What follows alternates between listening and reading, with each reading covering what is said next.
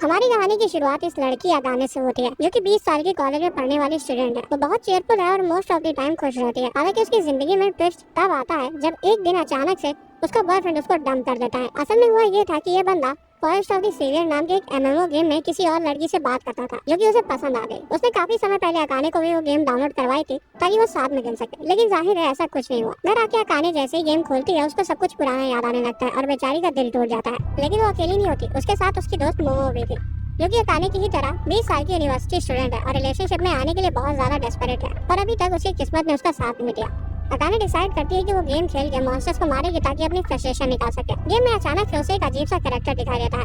वो एक April character था जिसके चेहरे पर इतना सीरियस एक्सप्रेशन था जैसे कि वो आईपीएल का फाइनल मैच देख रहा हो। Well congrats to RCB. इस एप्रिल कैरेक्टर का नाम यामादा है और अकाने को ये जाना पहचाना सा लग रहा था क्योंकि वो उसी की गिल्ड का मेंबर था। अकाने उसे अपनी पूरी हार्ट ब्रेक की कहानी सुनने लगती है कि कैसे उसके बॉयफ्रेंड ने इसी गेम में किसी और लड़के के साथ छुप कर फ्लर्ट करके उसे चीट किया और फिर अचानक से उसके साथ ब्रेकअप कर लिया। पर यामादा को उसकी बातों में लिटरली एक पैसे का इंटरेस्ट नहीं था। वो तो उस एरिया में सिर्फ इसलिए आया था क्योंकि उसे शांति चाहिए थी, जिससे दोनों में छोटी सी बहस हो जाती है।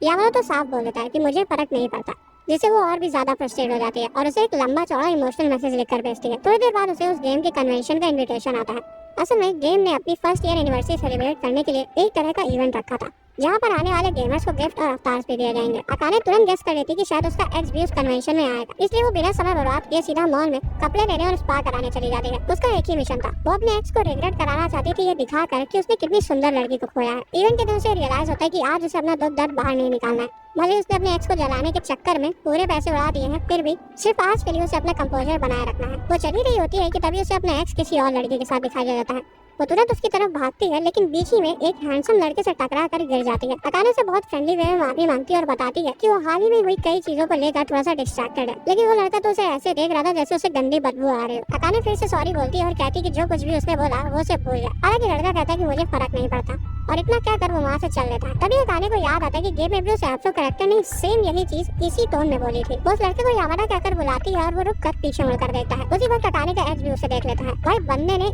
इस लड़की के लिए अकाने को छोड़ दिया, इस लड़की के लिए। खैर अकाने के एक्स ने तो उसे देखा तक नहीं और उसे यहाँ दौड़कर यामादा के पास चला गया। हमें पता चलता है कि यामादा एक फेमस प्रोफेशनल गेमर है और अकाने का एक्स उसका बहुत बड़ा फैन है। तभी अकाने के दिमाग में एक आइडिया आता है।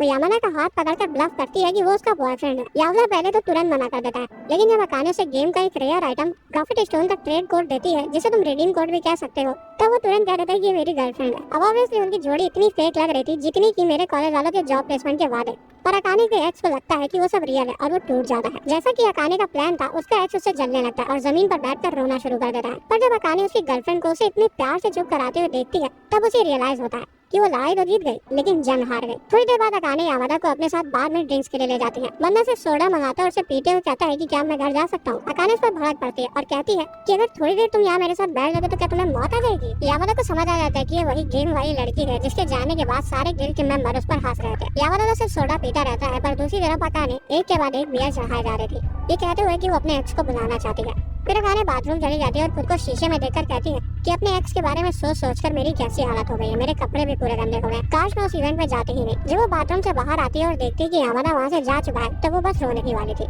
लेकिन तभी यामादा वापस आ जाता है और बताता है कि उसे देखा था कि उसका पैर छिल गया, इसलिए वो बैंडेड लेने गया था।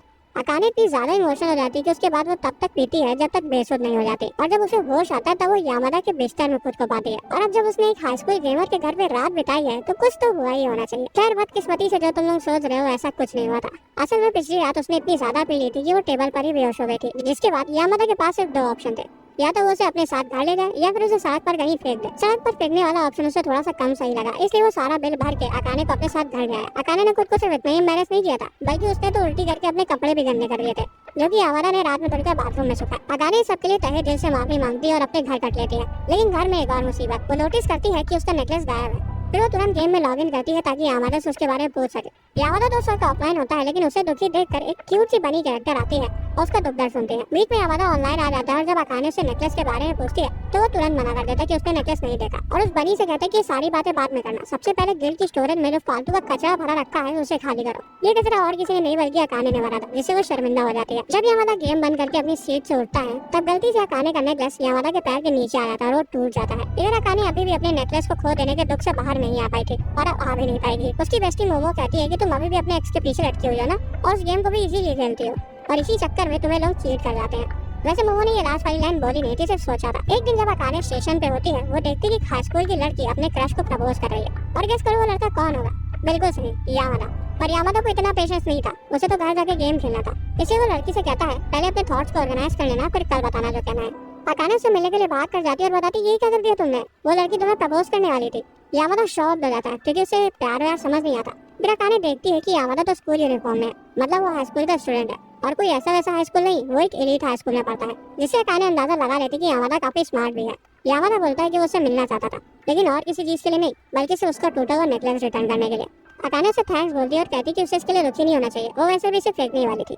बाहर बारिश हो रही थी और अकाने उसे गुड बाय कहकर स्टेशन से निकल जाती है। तभी यामादा भागकर उसके पास जाता है और एक छाता देकर उससे कहता है कि इसे वापस करने की जरूरत नहीं है। घर पर बेचारी उस टूटे हुए नेकलेस को लिए बेड पर लेटी होती है कि तभी अचानक से घंटी बजती है। उसकी मम्मी ने उसका सारा सामान वापस भिजवा दिया था जो कि काफी समय से घर में पड़ा हुआ था। अब हमारी प्यारी अकाने का एक कमरे का तो घर है, इसलिए वो अपनी बेस्टी मोमो को सारा सामान ऑर्गेनाइज करने में हेल्प के लिए बुलाती है। लेकिन मोमो तो साफ बोल देती है सब कुछ फेंक दो। अकाने से गिड़गिड़ाने लगती है वो सब कुछ नहीं फेंक सकती, उन सारी चीजों के साथ उसकी यादें जुड़ी हुई हैं। इसलिए मोमो बेचारी पर तरस खा लेती है और सामान सॉर्ट करवाने लगती है। सारा काम हो जाने के बाद मोमो को एक नेकलेस और छाता मिलता है और वो पूछती है कि इसका क्या करना है। उस वक्त अकाने को यामादा की कही हुई बात याद आती है जब उसने कहा था कि सामान रखने के लिए जगह लिमिटेड है और उसे चूज करना होगा कि क्या रखना है और क्या हटाना। इसके पीछे की हिडन मीनिंग ये है कि अब उसे डिसाइड करना होगा कि उसे अपने एक्स की यादों में फंसे रहना है या फिर आगे किसी और के साथ अपने फ्यूचर के बारे में सोचना है। सारा कचरा फेंकने के बाद वो नशे में छाता वापस करने के लिए यामादा के घर आते हैं। वो तो नशे में यामादा से चिपकने लगती है और कहती है कि वो तो उसके साथ अभी कोर्ट चल के शादी करने के लिए राजी है। पर अपना सख्त लौंडा यामादा उनसे सीधा कहता है कि तुम लोग यहाँ से जा रही हो या फिर मैं पुलिस बुलाऊं। अकाने यामादा का शुक्रिया करती है सारी हेल्प के लिए, उस इवेंट से लेकर अब तक की। और फिर मोमो को लेकर वहाँ से जाने लगते हैं, लेकिन अचानक से यामादा उसे रोकता है और कहता है कि अगर वक्त मिले तो ऑनलाइन आना, रूरी तुम्हें मिस कर रही थी और मैं भी। थोड़ा वक्त गुजरता है और हम देखते हैं कि अकाने और मोमो एक डबल ब्लाइंड डेट पर आई हैं। अब मोमो तो अपना पति ढूंढने के लिए डेस्परेट थी, इसलिए वो अपने साथ बैठे बंदे के साथ बिजी थी। लेकिन अकाने को तो वो लड़के चोमू लग रहे थे और उसे बस घर जाना था। ये जानने के बाद कि वो गेम्स खेलती है, लड़का कहता है अरे गेम्स तो मैं भी बहुत खेलता हूँ, और फिर गेम्स के बारे में सब कुछ जानने की नौटंकी करने लगता है, जबकि बंदे को ऑनलाइन गेम्स का वो भी नहीं पता था। हालांकि अकाने उस पर जरा सा भी ध्यान नहीं देती क्योंकि वो तो रूरी वही गेम वाली लड़की से चैटिंग कर रही थी। भाई ऐसे ऑनलाइन किसी को अपना नंबर नहीं देना चाहिए, लड़कियों को तो खास कर। और मैं किस लिए कह रहा हूँ ये तुम्हें आगे पता चलेगा। दोनों को डेट में अनकंफर्टेबल फील हो रहा था, इसलिए वो वहाँ से चली आई। और वैसे भी अकाने फिलहाल अपनी जिंदगी का दूसरा चैप्टर शुरू करने के लिए तैयार नहीं थी। इस दौरान उसे रूरी का मैसेज आता है कि वो उसे असल जिंदगी में मिलना चाहती है। अकाने रास्ते पर चल रही होती है कि तभी अचानक से उसके बगल से एक लड़की गुजरती है जिसे क्यूट सा बनी टाइप का कॉस्ट्यूम पहन रखा था। अकाने सोचती है कि शायद रूरी भी असल जिंदगी में ऐसी ही दिखती होगी। घर पहुंचकर वो गेम में लॉगिन करती है और देखती कि यामादा रूरी के साथ बात कर रहा है। वो दोनों इतने क्लोज लग रहे थे कि अकाने को लगा कि वो यामादा की गर्लफ्रेंड है, क्योंकि वो उसे कह रही थी अब बहुत लोग आ गए, हम साथ में टाइम स्पेंड नहीं कर पाते, मुझे पहले ज्यादा अच्छा लगता था। तभी यामादा अकाने को वहाँ नोटिस करता और ऑफलाइन चला जाता है और रूरी कहती है कि वो बाद में बात करेंगे, जिसे सुनकर अकाने और भी ज्यादा कंफ्यूज हो जाती है। उसे वो क्यूट लड़की याद आ जाती है जो उसने मेट्रो में देखी थी और अकाने इमेजिन करती कि वो यामादा के साथ है। अकाने के एक्शन से समझ आ रहा था कि वो धीरे धीरे उससे ऑब्सेस्ड होती जा रही है। यूनिवर्सिटी में बैठी वो गूगल पर यामादा को सर्च कर रही थी और सोचती रहती कि क्या उसकी कोई गर्लफ्रेंड होगी। यूनिवर्सिटी से निकलने पर उसे वही चोमू लड़का मिल जाता है जो पिछली डेट पर आया था। वो उसे फर्स्ट ऑफ द सेवियर के बारे में बातचीत शुरू करना चाहता था। वो कहता है कि उसने रिसर्च करी है गेम की और वो उसके साथ खेलना चाहता है। वो पूरे रास्ते बकवास किए जा रहा था और अकाने मन में सोच रही थी हाँ भाई चुप कर जा, हम बहुत देखे तेरे जैसे संत। एंड गेस व्हाट, स्टेशन पर उसे कौन दिखता है? अरे वही क्यूट सी बनी आउटफिट वाली लड़की जो इस बार यामादा का हाथ पकड़कर उसे कहीं ले जा रही थी। यामादा और रूरी को साथ देखकर अकाने के डाउट्स और बढ़ जाते हैं। तभी उसे रूरी का मैसेज आता है जो उसे गिल्ड की रियल लाइफ मीटिंग के लिए इनवाइट कर रही थी। वो जानना चाहती थी कि सब लोग कौन है और खासकर रूरी को, क्योंकि उसे लग रहा था कि वही क्यूट लड़की ही रूरी है, इसलिए वो मीटिंग अटेंड करने का डिसाइड करती है। अगले दिन वो गिल्ड मेंबर से मिलने के लिए रेडी होती है, लेकिन सड़क पर चलते चलते रास्ता भूल जाती है क्योंकि मैप में वो कैफे गलत मार्क था। तभी एक लड़का उससे टकराता है और उसका फोन गिर जाता है। वो फोन उठाता है और कैफे का एड्रेस देख लेता है। ये लड़का भी काफी अट्रैक्टिव और हैंडसम था और सबसे जरूरी वो लंबा भी था। वो अकाने को कैफे तक ले जाने का ऑफर करता है। रास्ते में अकाने को समझ आता है कि वो लड़का फॉरेस्ट ऑफ द सेवियर को लेकर पूरा पागल है, क्योंकि वो बिना रुके उस गेम के बारे में बकबक किए जा रहा था। कैफे पहुंचकर वो वही बड़ी आउटफिट वाली लड़की को देखती है जिसे वो इतने दिनों से रूरी समझ रही थी, और साथ में अपना भाई यामादा भी वहाँ था। वो यामादा की तरफ भागने लगती है, लेकिन बनी आउटफिट वाली लड़की उसे बहुत तीखी नजरों से देखती है, जैसे कि अगर वो यामादा के पास आई तो उसे खा जाएगी। अकाने फ्रेंडली वे में उस लड़की से पूछती है कि क्या वो प्रिंसेस रूरी है, लेकिन वो इग्नोर कर देती है। और यहाँ आता है कहानी है प्लॉट ट्विस्ट। कैफे के अंदर यामादा कहता है कि सब अपना इंट्रोडक्शन दे। पता चलता है कि प्रिंसेस रूरी असल में सफेद बालों वाला लड़का ईटा है जिसने अपनी कैरेक्टर अपनी छोटी बहन रूना के बेसिस पर बनाई थी। इसलिए हमने बोला था कि ऑनलाइन अपना नंबर किसी को मत देना। क्या पता जिसको तुम प्यारी सी लड़की समझ रहे हो वो एक 40 साल का पीडोफाइल निकले। रूना ईटा की छोटी बहन थी और वही क्यूट लड़की थी जो उसे रास्ते में दिखी थी। साथ में हमें तकीज़ो नाम का 40 साल का अंकल भी मिलता है जो टीनेजर के साथ बैठा थोड़ा अजीब लग रहा था। बट एनीवेज ये सब लोग यामादा के गिल्ड के मेंबर्स हैं और ईटा उसका काफी पुराना फ्रेंड। ये सब सुन के अकाने का दिमाग खराब हो जाता है और वो सोचती है कि मैं किसी अजीब लोगों के ग्रुप में आ गई। देखने का मैं जो कि असल में लड़का होने के बावजूद ऑनलाइन लड़की बना घूमता है। एक बनी गर्ल जिसने अपने भाई के बेस्ट फ्रेंड पर ही डोरे डाल रखे हैं और एक 40 साल का अंकल जो अपनी एज के लोगों से दोस्ती नहीं कर पाया इसलिए बच्चों के साथ घूम रहा है। और आखिर में आता है यामादा जिसका तो क्या ही कहना। ये सब लोग नोटिस करते हैं कि यामादा और अकाने एक दूसरे को पहले से जानते हैं जो कि रूना को बिल्कुल अच्छा नहीं लगता क्योंकि वो यामादा को बचपन से पसंद करती है। अकाने कहती है कि उसे लग रहा था कि रूना और यामादा कपल है क्योंकि गेम्स में वो इतना फ्लर्ट जो करते हैं। यामादा बताता है कि ईटा उससे 1 साल बड़ा है और जब वो गेम खेलता है तो अपने कैरेक्टर के जोन में चला जाता है इसलिए वो उसे फ्लर्ट करने देता है। अकाने फिर कहती है कि जब यामादा ने बताया था कि उसकी कोई गर्लफ्रेंड नहीं है तब उसे लगा था कि वो शायद झूठ बोल रहा है और उसे जानकर खुशी है कि वो सच था।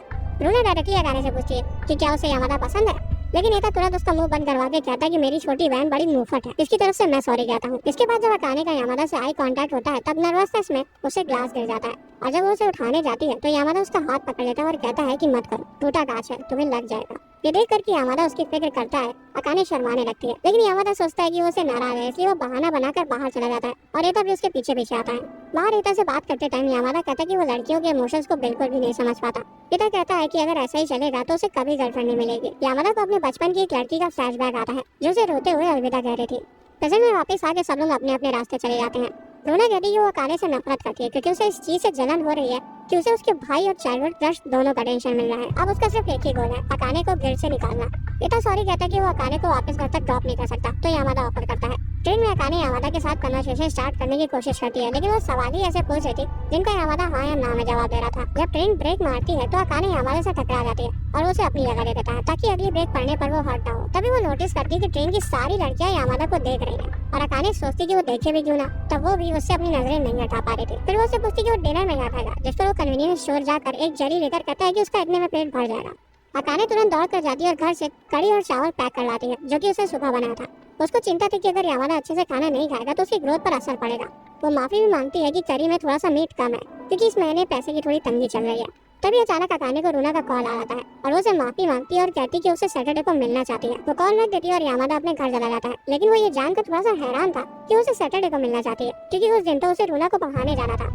रूना के ट्यूटरिंग सेशन के बारे में सोचते हुए सैटरडे आ जाता है। यामादा ईटा से पूछता है कि क्या रूना का ट्यूटरिंग सेशन आज कैंसिल है, लेकिन पता चलता है कि नहीं क्योंकि रूना ने अकाने से खुद मिलने की जगह इस अजीब से आदमी को उसके पास भेज दिया था। और वैसे ये रूना की एक चाल थी। अकाने के कई बार मना करने के बाद भी वो आदमी बार बार उसे रूरी जान जाकर बुला रहा था, इसलिए वो दौड़ कर बाथरूम चली जाती है। इस बीच यामादा रूना को पढ़ाने आता है। वो रूना से पूछता है कि क्या उसे कहीं जाना नहीं था, जो रूना मना कर देती है। अकाने बाथरूम से रूना को कॉल करने की कोशिश करती है लेकिन वो छोटी डॉन साफ साफ उसकी कॉल को इग्नोर कर देती है। तभी अचानक से अकाने का बाथरूम का दरवाजा कोई जोर जोर से खटखटाता है और हाँ, वो आदमी लेडीज वॉशरूम में घुस आया था।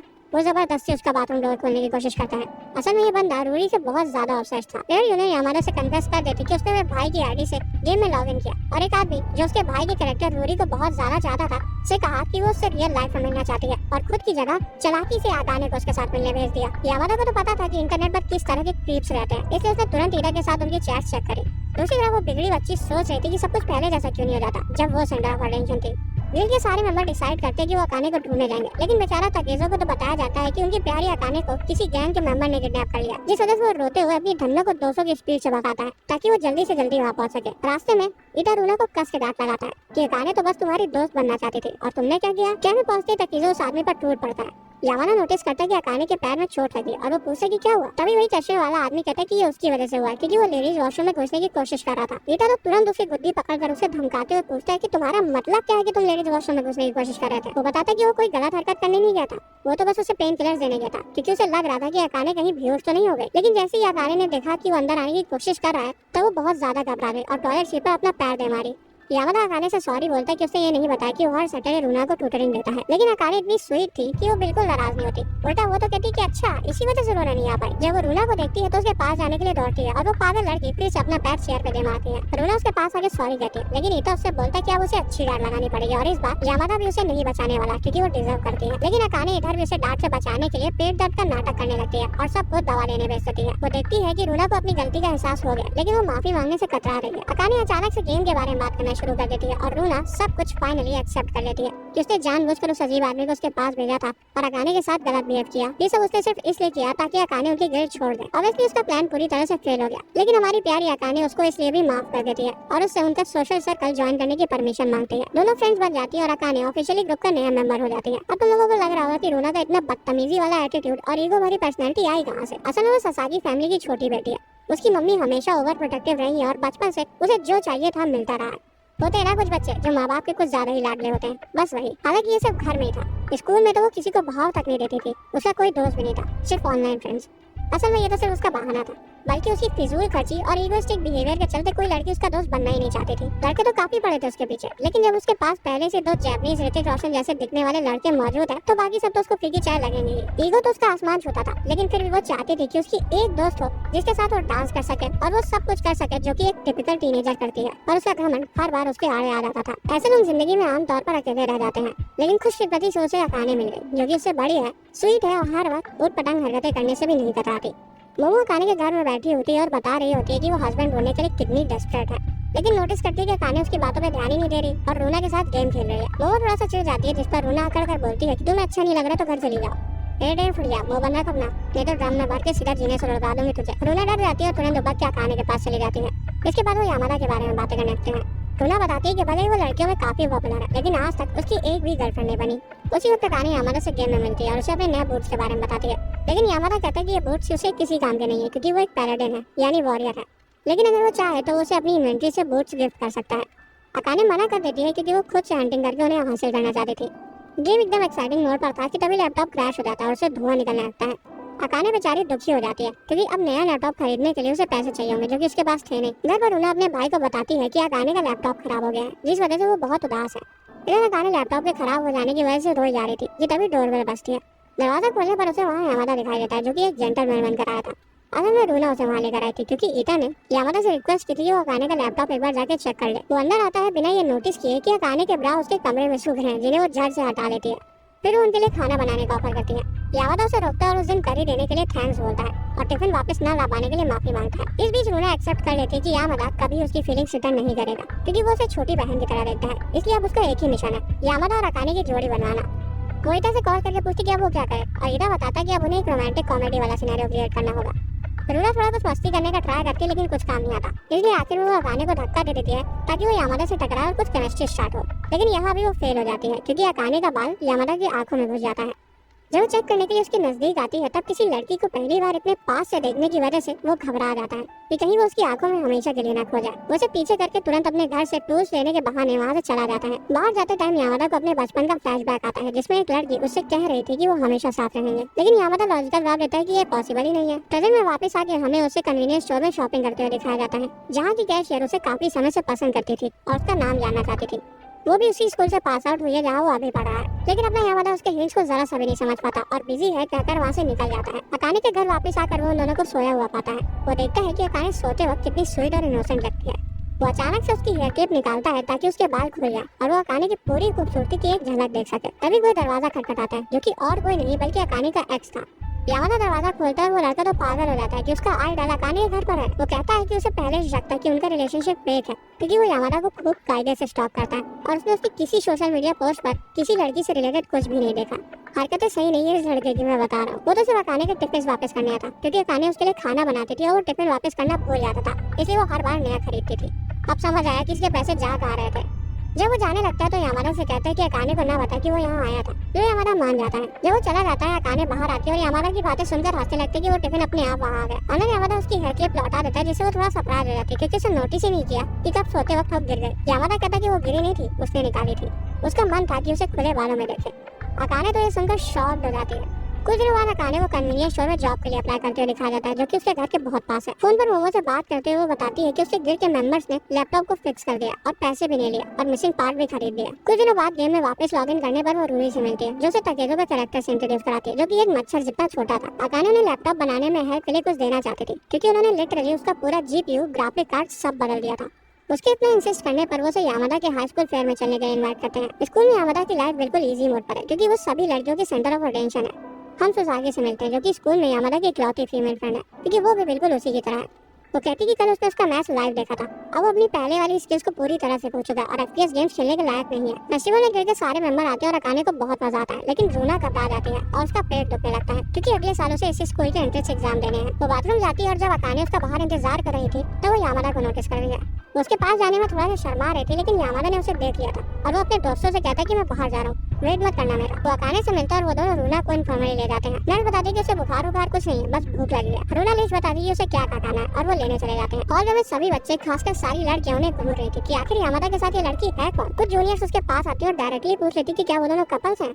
यहाँ तक कि फिजिकल एजुकेशन के टीचर यामादा को कांग्रेचुलेट करते कि आखिरकार उसकी गर्लफ्रेंड बन ही गई और फिर उसकी टांग भी खींचते कि उसने अपनी उम्र से बड़ी लड़की बसाई।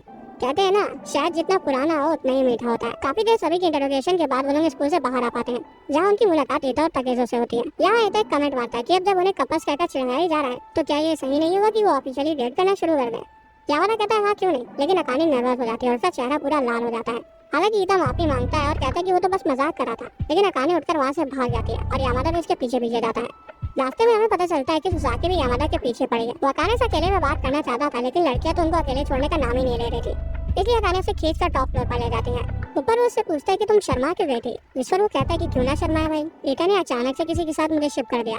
और अगर मैं उसके मजाक को सीरियसली लेकर बोल देती कि हाँ ठीक है मैं यामादा को रेट करूंगी तब तुम क्या करते। यामादा कहता है कि अगर ऐसा होता तो ये उसके लिए बहुत गर्व की बात होती, क्योंकि अकाने उसके लिए उस फूल की तरह है जिस तक वो कभी नहीं पहुंच सकता, इसलिए उसने उसके बारे में कभी सोचा ही नहीं। फाइनली अकाने के सारे डाउट्स क्लियर हो जाते हैं। वो टॉपिक को इग्नोर करके रूना के लिए शॉपिंग करने चली जाती है। फेस्टिवल के कुछ दिनों बाद हम देखते हैं कि यामादा सुपर मार्केट में शॉपिंग करने जा रहा है और वो कितने प्यार से उसे अटेंड करती है। असल में गेम में अकाने ने उसे बोल बोल के पागल कर दिया था कि वो उसकी सुपर मार्केट जाके शॉपिंग करे। अकाने कहती है कि रूना वाले इंसिडेंट के बाद उन्हें ज्यादा मिलने का मौका ही नहीं मिला। अकाने की को-वर्कर आंटी उसे यामादा को लेकर छेड़ने लगती है और कहती कि वो इतना हैंडसम है, बिल्कुल किसी हीरो की तरह। वाइफ आंटी भी पिघल गई। अकाने यामादा से कहती है वो थोड़ी देर वेट करे, फिर वो साथ चलेंगे क्योंकि उसकी शिफ्ट खत्म ही होने वाली है। आंटी अभी भी उसे यामादा को लेकर चिढ़ाती रहती है, लेकिन अकाने एडमिट नहीं करती कि उसे यामादा पसंद है। रास्ते में अकाने यामादा को करी देती है जो कि उसने उसे थैंक्स कहने के लिए बनाई थी, क्योंकि उसने उसका कंप्यूटर फिक्स किया था। वो जोर देकर कहती कि अब ये करी अच्छी वाली है क्योंकि अब उसके पास पैसे हैं। अकाने चीखती और लग रहा था कि उसको जुकाम हो गया है। तभी यामादा अचानक उसे पकड़ कर एक बाइक से बचा लेता है। रास्ते में उनकी ज्यादा बात नहीं होती।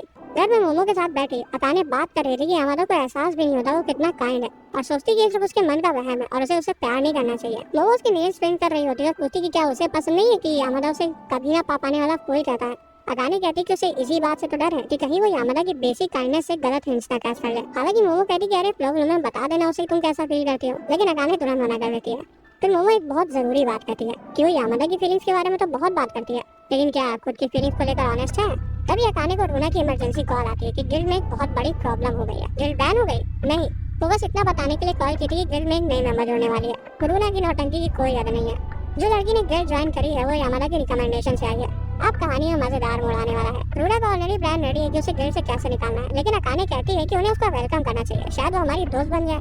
वो जानना चाहती थी कि नई लड़की कैसी है, इसलिए रूना उसे यामादा का नंबर देती है और कहती है कि खुद उससे कॉल करके पूछ ले, क्योंकि उसे तो वो कुछ बता नहीं रहा। इस दौरान यामादा कोचिंग में अपने फ्रेंड्स के साथ होता है। हमें पता चलता है कि सुसाकी ही यामादा की रिकमेंडेशन थी और वो उसे गिल्ड लीडर से बात करवाने के लिए थैंक्स बोल रही थी। तभी यामादा का फोन बजता है, लेकिन अननोन नंबर होने की वजह से वो उसे उठाता नहीं क्योंकि क्लास स्टार्ट होने वाली थी। सुसाकी यामादा से पूछती है कि क्या उसे अपनी पार्टनर ढूंढने में इंटरेस्ट है।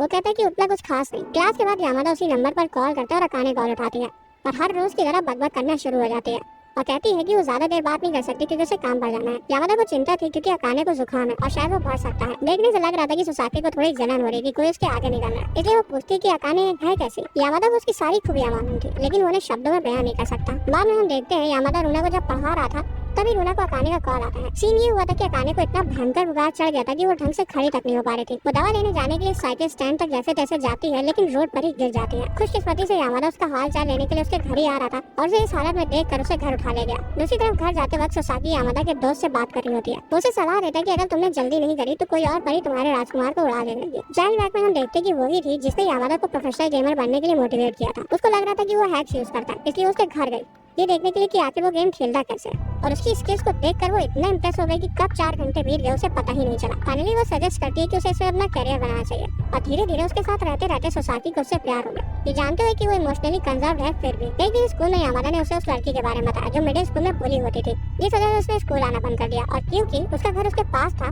इसलिए वो डेली उसे क्लास के नोट्स देता था। समय के साथ वो दोनों दोस्त बन गए और काफी समय साथ बिताने लगे, लेकिन ट्विस्ट ये था कि वो सब सिर्फ उसकी बेसिक काइंडनेस थी और नोट भी वो उसे टीचर की रिक्वेस्ट पर देता था।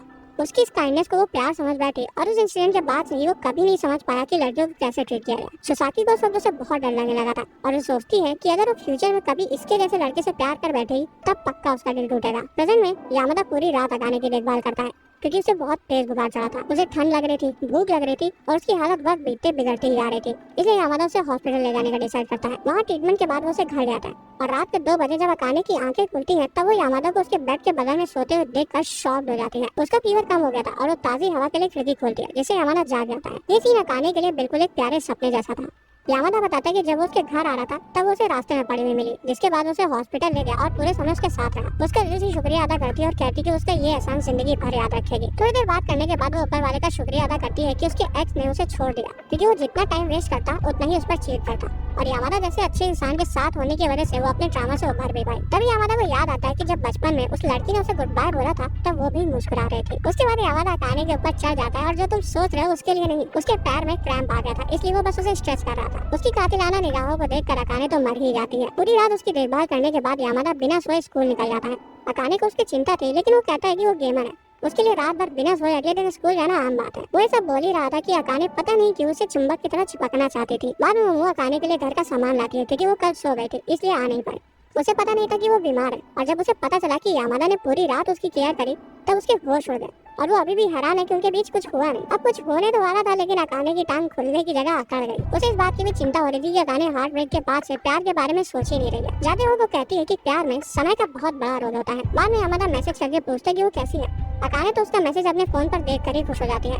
रूना का मैसेज देखने के बाद वो गेम में लॉगिन करती है जहाँ उसे ईटा और सुसाकी मिलते हैं और सब हंटिंग जाने का डिसाइड करते हैं। अकाने जानकर बहुत खुश होती है कि सुसाकी भी एक पैराडिन है क्योंकि वो शुरुआती लेवल पर काफी वीक होते हैं। सुसाकी डाउट करने लगती कि फिर उसने ये क्लास में चुनी, जिस पर अकाने कहती कि एफर्ट ज्यादा मैटर करते हैं क्योंकि हायर लेवल्स पे वो सबसे स्ट्रॉन्ग क्लास मानी जाती है। वो सभी कमजोर बॉस को ढूंढते हैं, हालांकि पूरी ताकत से हमला करने के बाद भी उस पर एक खरोच तक नहीं आती। ईटा वहाँ बैठा रहता है और अटैक नहीं करता क्योंकि अगर वो करेगा तो बॉस 2 सेकंड में हार जाएगा।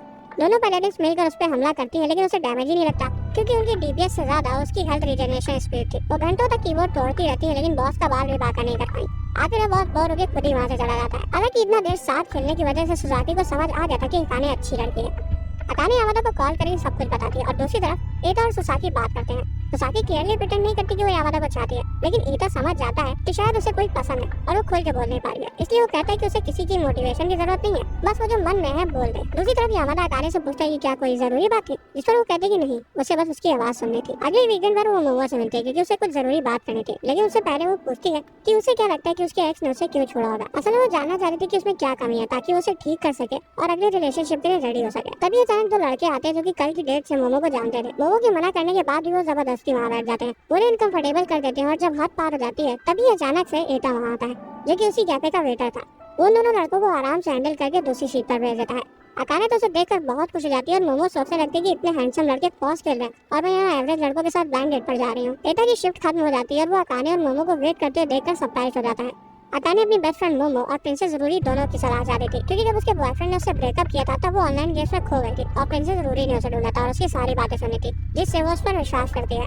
अकाने सीधा सीधा कुछ नहीं बोल रही थी इसलिए मोमो डायरेक्टली बता देती है कि अकाने प्यार में है और जानना चाहती है कि उसके एक्स ने उसे क्यों छोड़ा। वो बस जानना चाहती थी कि उसमें ऐसी क्या कमी है जो उसकी फ्यूचर रिलेशनशिप को अफेक्ट कर सकते हैं। ईटा रिकमेंड करता है कि वो सीधा उससे जाके बात करे क्योंकि वो तो जान ही गया था कि उसे और कोई नहीं बल्कि यामादा पसंद है। वो आगे कहता है कि अगर अकाने रिजेक्ट हो भी गई तो वो तो है ही उसे तसल्ली देने के लिए। पूरी मोटिवेशन के साथ वो डायरेक्टली यामादा को ढूंढने निकल जाती है। हमारी डेस्परेट मोमो यहाँ पे दिखाने लगती है कि वो कितनी डेस्परेट है। वो खुद को 20 साल की यूनिवर्सिटी स्टूडेंट इंट्रोड्यूस करती है जो सीरियस है पार्टनर ढूंढने के लिए और पूछती है कि क्या वो इंटरेस्टेड है। मेरे हिसाब से यहाँ इन दोनों का थोड़ा सा रोमांटिक एंगल दिखाना चाहिए था क्योंकि ज्यादातर एनिमे में मेन कपल से ज्यादा अच्छा रोमांस साइड कपल्स का होता है। खैर रास्ते में वो यामादा के बारे में सोचती जाती है और आखिर में एक्सेप्ट कर ही लेती है कि वो उसे सच में प्यार करती है। वो घर पहुंचकर कन्फेस करने वाली होती है कि तभी एक आंटी इंटरप्ट कर देती है। वो कहता है कि उसे कोचिंग के लिए लेट हो रही है इसलिए उसे जो बताना है वो रास्ते में बता दे। जब अकाने कहने वाली होती है कि वो दूसरे दिन आएगी तब यामादा डोर बंद कर देता है।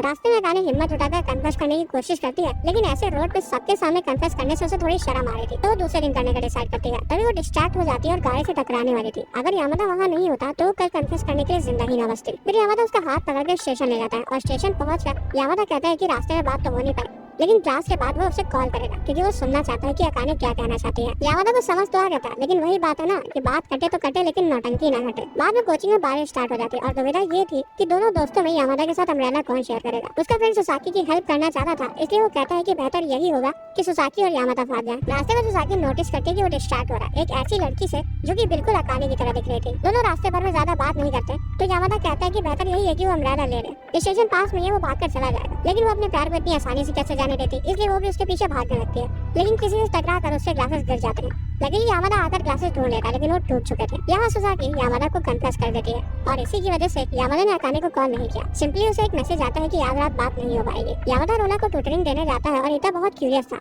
क्योंकि वो जानता था कि आज कोई लड़की तो कन्फेस करने वाली है। ऑब्वियसली उसे ये एक्सपेक्ट नहीं था कि वो लड़की सुसाकी होगी। अगले दिन यामादा सुपरमार्केट में अकाने को देखने जाता है। अकाने को अजीब लगता है क्योंकि यामादा कभी सुपरमार्केट नहीं आता और वो नोटिस करती है कि आज वो कुछ अलग लग रहा है। उसे चीयर अप करने के लिए वो गेम के बारे में बात करती है। वो बताती है कि उसे एक नई स्वॉर्ड मिली है और उसे उसकी क्लास नहीं पता, तो वो यामादा के हाथ पर से ड्रॉ कर देती है, जहाँ यामादा अपने दिल की बात कहता है कि वो बोरिंग है और अक्सर समझ नहीं पाता कि लोग उसके लिए क्या फील कर रहे हैं। लेकिन अकाने उसकी सारी क्वालिटीज बताती है जो उसे पसंद है और कहती है कि वो उस पर ट्रस्ट कर सकता है। रात को यामादा सुसाकी से मिलने जाता है। यहाँ वो कन्फेस करती है कि वो उसे फर्स्ट ईयर से पसंद करती है। एक्चुअली उस रात उसने प्रॉपर्ली कन्फेस नहीं किया था, इसलिए सुसाकी उसे अच्छे से सब कुछ बताती है कि उसे उसका सब कुछ पसंद है। वो कैसे चलता है, कैसे जमीन को देखता है और कैसे सीलिंग को देखता है। हालांकि आंसुओं को आंखों में लेकर वो कहती है कि उसे पता है कि यामादा किसी और को ज्यादा पसंद करता है, लेकिन उसके दिमाग में ये बात बहुत समय से थी और रिग्रेट की जिंदगी नहीं जीना चाहती थी।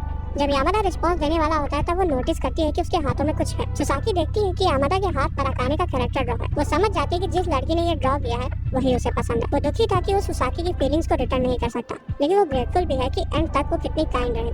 अगले दिन गिल्ड के सभी मेंबर्स फिर से मिलते हैं डिनर के लिए और एतो ऑफर करता है कि यामादा और अकाने को अकेले रखने का कुछ प्लान किया जाए, लेकिन हमारी अकाने कहती कि जरूरत नहीं है क्योंकि तकेज़ो बताता है कि रेस्टोरेंट उसके दोस्त का है। एक आदमी आकर उसे डायरेक्टर कामातो कहकर बुलाता है। असल में तकेज़ो सभी हाई रैंकिंग कॉर्पोरेट के लोगों को जानता है। जब वो डिनर कर रहे होते हैं तब बाकी के डायरेक्टर और प्रेसिडेंट से ढेर सारे गिफ्ट आते रहते हैं। एतो कहता है कि वो बड़े होकर तकेज़ो जैसा बनना चाहता है। कुछ देर बाद यामादा आ जाता है, लेकिन तब तक अकाने बहुत ज्यादा चढ़ा चुकी थी और इतना पीने के बाद रुला से चिपकी जा रही थी, इसलिए वो यामादा से उसे घर छोड़ के आने को कहती है। रास्ते में अकाने बेहोश हो जाते तो यामादा उसे पानी देता है और उसका हाथ पकड़कर चलने लगता है। अकाने को लगता है कि वो थोड़ा सा अलग बिहेव कर रहा है। अचानक से वो रोड के बीच में रुक जाती है क्योंकि उसकी हील पेवमेंट में फंस गई थी। जब वो आगे बढ़ते हैं तो अकाने को रिग्रेट होता है कि उसका हाथ छूट गया, लेकिन अपना यामादा इस मौके को गवाता नहीं और फिर से उसका हाथ थाम लेता है। घर पहुंचकर जब यामादा जाने लगता है तब अकाने अचानक से उससे पूछती है कि क्या वो उसे पसंद करता है। यामादा एक पल के लिए एकदम शांत हो जाता है और फिर मुड़कर कहता है कि क्या मैंने इतना वेस्ट कर दिया था, और पहली बार बंदा मुस्कुराता है। जब अकाने कन्फेस करने वाली होती है तब उससे पहले ही वो कह देता है कि अकाने उसे पसंद है और अभी वो नशे में है तो शायद उसे याद न रहे,